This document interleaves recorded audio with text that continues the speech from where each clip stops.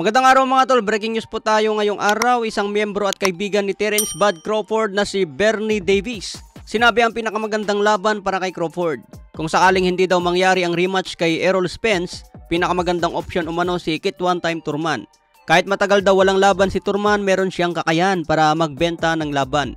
Ganito daw ang style na kailangan ngayon ni Crawford para mas bumenta sa pay-per-view. Naging number 1 pound for pound si Crawford pero hindi man lang naranasan ang 1 million pay-per-view. Tinalo pa ni Tank Davis at Ryan na umabot agad sa 1.2 million.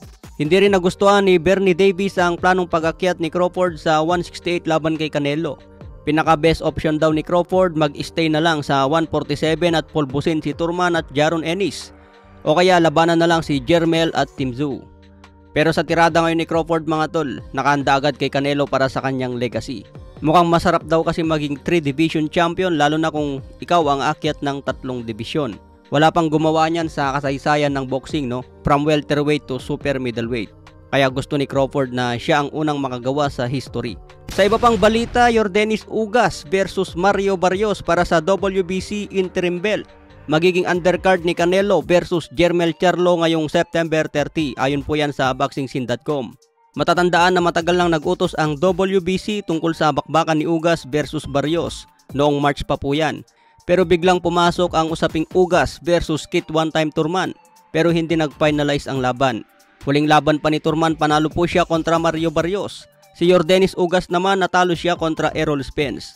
Kaya dalawang talunan ang maglaban sa WBC interim belt. Kung makikita po natin sa ranking, number 1 po dyan si Kit Thurman. Kaya dapat siya ang mapapalaban dyan. Ang problema kasi kay Thurman mga tol, inactive na siya dahil hindi man lang napapalaban. Buti pa dito kay Mario Barrios, panalo sa huling laban niya kontra Giovanni Santiago. Kaya abangan po natin ang bakbakang Ugas versus Mario Barrios para sa WBC interim belt. Sa iba pang balita, Alexander Usyk versus Daniel Dubois ngayong August 26. Ngayong linggo na po yan bakbakan sa heavyweight. Dedepensahan ni Usyk ang kanyang 3 titulo. Mandatory si Daniel Dubois kaya kailangan depensahan dyan ang belt. Pagkatapos daw ang laban kay Daniel Dubois, babalikan ni Usyk ang negosasyon kay Tyson Fury dahil ito daw ang pinakagusto niyang laban. Sana wag na mag-demand ng napakalaking halaga itong si Fury para maikasana ang undisputed match.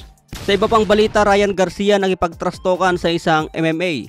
Ito nga po si Sean O'Malley, bagong UFC bantamweight champion. Matapos manalo sa UFC, binanggit niya agad si Tank Davis. Gusto daw niya i-knockout si Davis. Nagmala Conor McGregor na gusto na rin lumaban sa boxing. Pero nakabanggaan niya dyan si Ryan Garcia. Manockout lang daw itong si Sean O'Malley kung balak pasukin ng boxing. Sagot naman ni Sean O'Malley, katulad ba sa nangyari sa'yo? Kaya sumagot rin si Ryan Garcia. Boxing and MMA are 2 different sports and if you need a reminder, let me know. I'll gladly do a tune-up for my return fight. So papayag daw si Ryan Garcia na maging tune-up fight na lang itong si Sean O'Malley.